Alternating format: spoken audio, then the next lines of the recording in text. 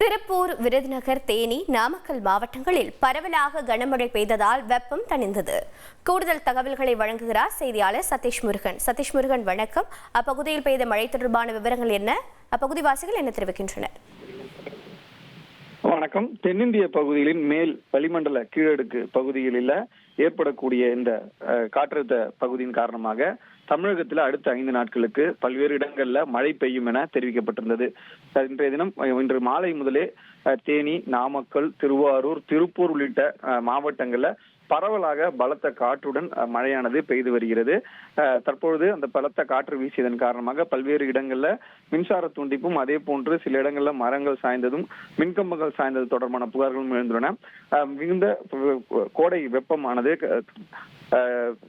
வெப்பமானது மிகவும் அதிகரித்து வந்த நிலையில தற்பொழுது இந்த மாவட்டங்களில் தொடர் இந்த கனமழையின் காரணமாக லேசான குளிர்ந்த சூழ்நிலை நிலவுகிறது. குறிப்பாக பொறுத்தவரையில இந்த மழையை பொறுத்தவரை 5 மாவட்டங்களை தவிர மீண்டும் அடுத்த சில தினங்களுக்கும் இந்த மழையானது தொடரும் எனவும் தெரிவிக்கப்பட்டிருக்கிறது.